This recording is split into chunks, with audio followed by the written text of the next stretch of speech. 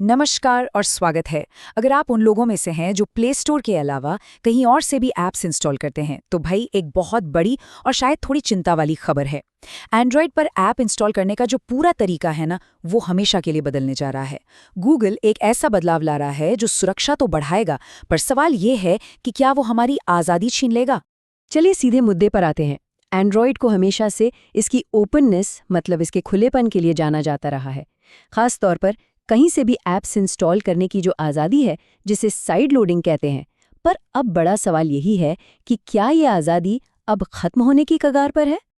आज की इस चर्चा में हम इन सब पहलुओं को समझेंगे, देखेंगे कि साइड लोडिंग में क्या बड़ा बदलाव हो रहा है, गूगल ऐसा कर क्यों रहा है, ये नया एडवांस्ड फ्लो आखिर है क्या, इस पर लोगों का क्या कहना है, और आखिर में सुरक्षा बनाम स्वतंत्रता की इस बड़ी बहस को भी जानेंगे।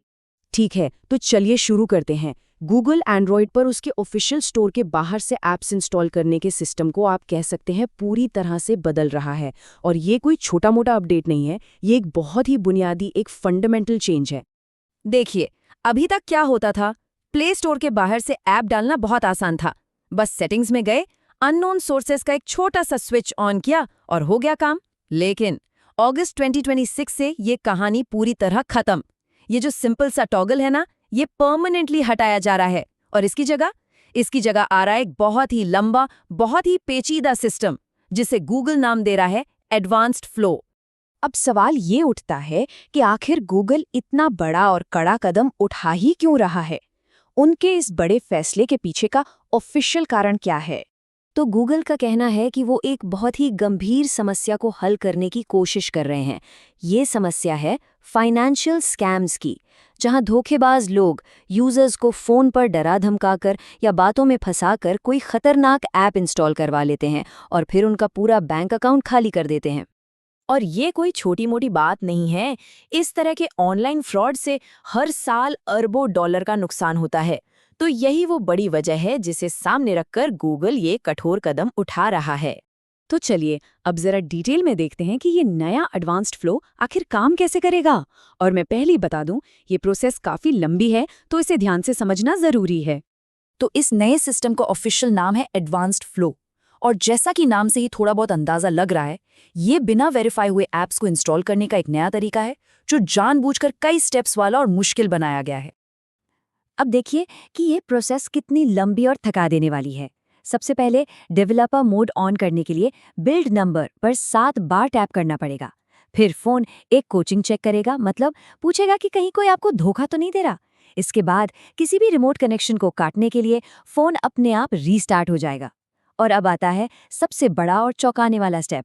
आपको इंतजार करना पड़ेगा पूरे 24 घंटे, जी हाँ, एक पूरा दिन। उसके बाद जाकर कहीं आप अपना पिन या फिंगरप्रिंट डालकर उस ऐप को इंस्टॉल कर पाएंगे।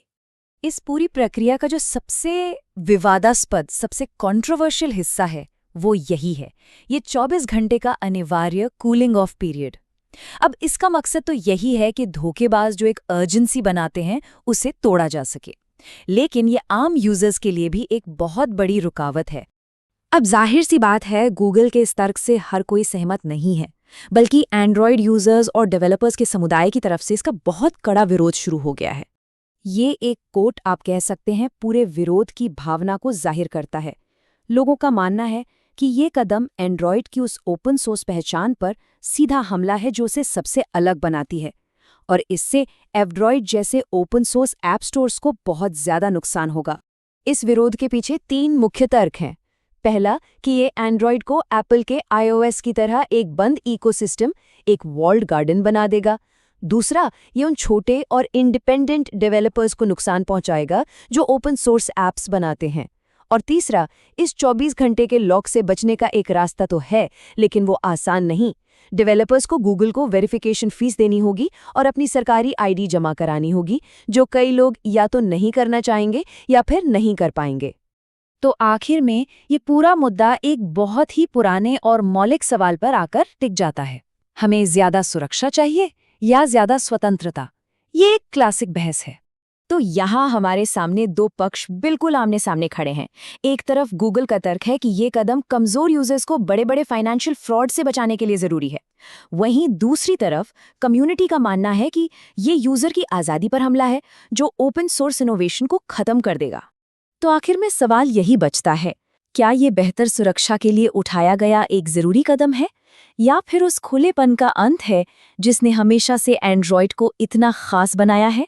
इसका जवाब तो शायद हमें आने वाला वक्त ही देगा।